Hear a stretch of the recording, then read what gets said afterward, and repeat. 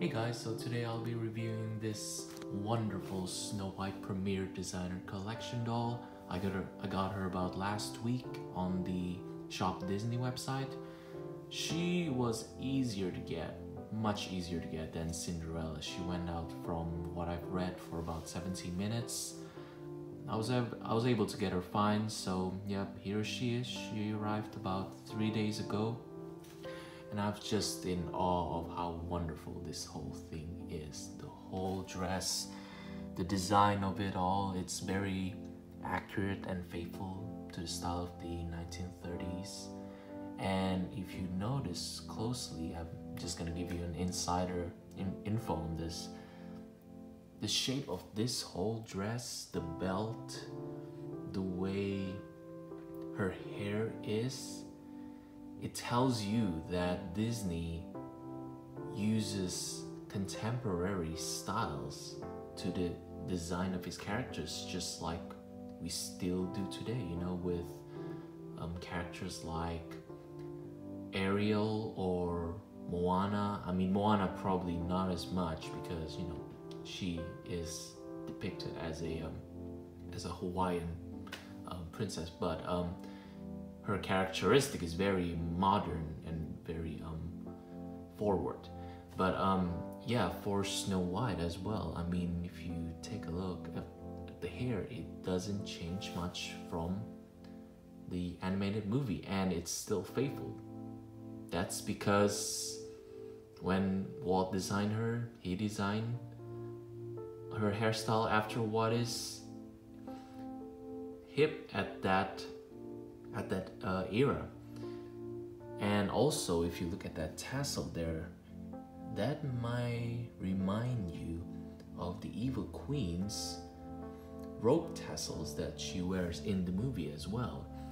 And I don't know, I mean, this is just my opinion, but I feel like Walt is using a modern look to the villain, to the Evil Queen, to show how vain she is, how she's really focused on her appearance more than Snow, who is focused on her inner beauty, which is why her costume in the movie is much more medieval accurate, while the Evil Queen's costume, even down to her cowl that covers her face, is based to her makeup as well, is all based on 1930s femme fatale, or in English, leading ladies, such as, you know, like Betty Davis or Joan Crawford. If you see their photographs of them, they have this really dramatic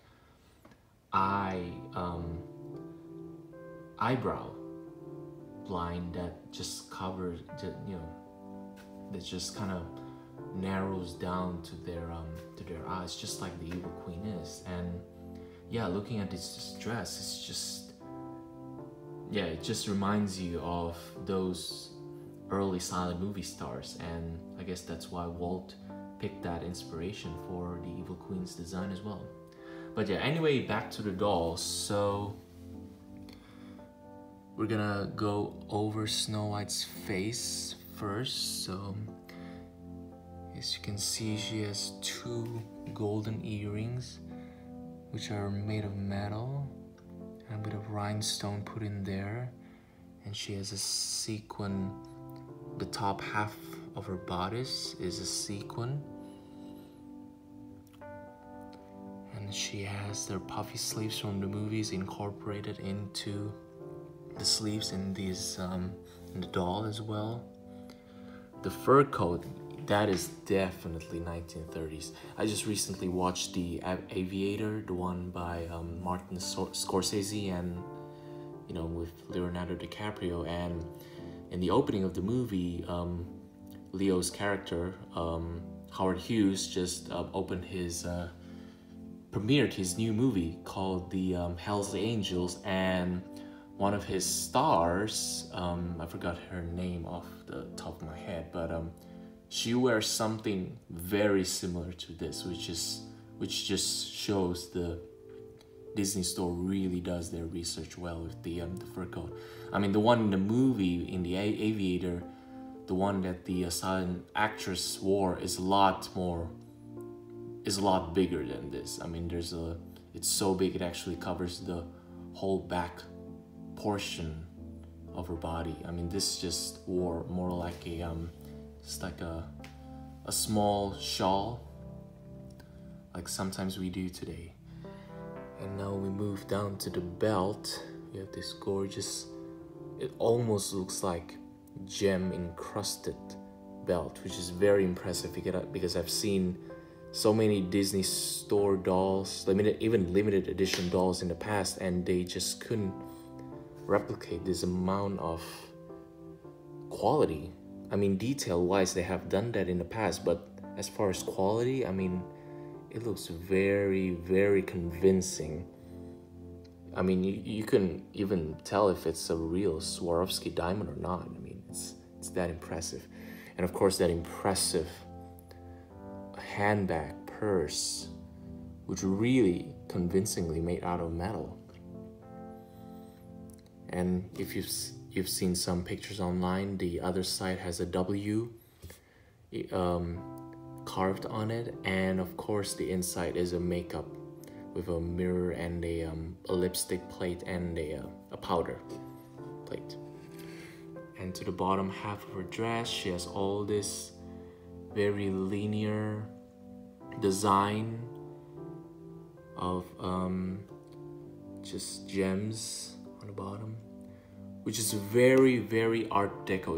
If you look at the corner part of this frame, I mean, it's all very linear, very clean, and I guess they just try to emulate that into this bottom half of the dress, which is the design just kind of flows together perfectly. And of course, Snow White couldn't be Snow White without her iconic red cape, which of course they repurposed with a bow, with a giant bow. Because if you notice, this Snow White is one of the first ones not to have a bow on top of her head, but instead they cleverly, you couldn't see it right here, but they cleverly replaced it and put it on the back of the dress. And it's a pretty creative way of just reimagining the bow of Snow White. And of course it just trails all the way behind her into this red carpet. And when I saw this online, just on the pictures, I mean, you couldn't really tell if it was made of just regular cardboard and just the print cardboard. I mean, that's how most dolls, whenever they have a packaging, they usually don't put that much effort into it. It's usually just cardboard with print all over it. But of course, Disney, taking the extra mile, has it made out of real velvet, just like a red carpet would. Plus the one step, it just reminds you of that Oscar season, which we're actually kind of close by, just a couple months. And of course in the back we have all those paparazzis. We have one in a fedora hat and probably a trench coat, just reminds you of that era of silent film noir and such. And on the side here we have her original poster, and I believe it was illustrated by Gustav Tengren, and he did the early concept illustrations for Pinocchio as well. I don't believe he directly painted the backgrounds on the movie, but he did some early preliminary work for the movie. And I know some people have noticed that the poster looks different from some of the colorings and some of the designs. Like if you see the princess hairstyle, it's actually very similar to hers right now, which is kind of weird. But I guess back then people just, when they illustrate for a poster, they don't exactly do it verbatim. They kind of change it up a little bit just to achieve some, I guess, artistic integrity. So it's not just plain copying, but I mean, you still get the essence of the characters in here.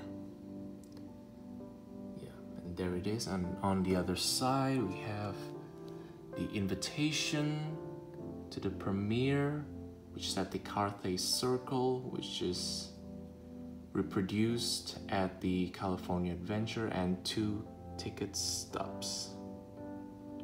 December 21st. It's a Christmas movie. Yeah, that's pretty cool. Alright, so there concludes my review for this beautiful doll, and I'll see you soon. Bye.